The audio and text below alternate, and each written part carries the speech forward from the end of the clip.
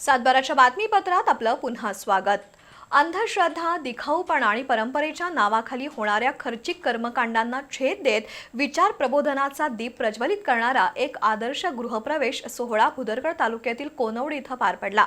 पुरोगामी विचारांचे पाईक रवींद्र गुरव आणि पोलीस उपनिरीक्षक राजेंद्र गुरव यांच्या शांतिनिकेतन या वास्तूचा गृहप्रवेश सामाजिक संदेश देणारा ठरला। भुदरगड तालुक्यातील कोनवडे इथं साहित्यिक रवींद्र गुरव आणि पोलीस उपनिरीक्षक राजेंद्र गुरव यांनी नवीन घर बांधलंय। शांतिनिकेतन या वास्तूमध्ये त्यांचा गृहप्रवेश अत्यंत साध्या पद्धतीनं झाला। सत्यनारायण पूजा, होम हवन किंवा इतर कर्मकांडाला बगल देण्यात आली।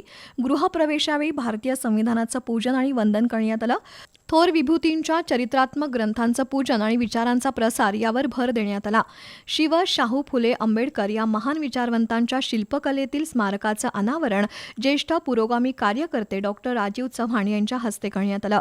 या उपक्रमातून सामाजिक समता, शिक्षण आणि मानवतेच्या विचारांना अभिवादन करण्यात आलं। शिवाजी कोण होता या पुस्तकाच्या प्रती उपस्थितांना भेट स्वरूपात देण्यात आल्या।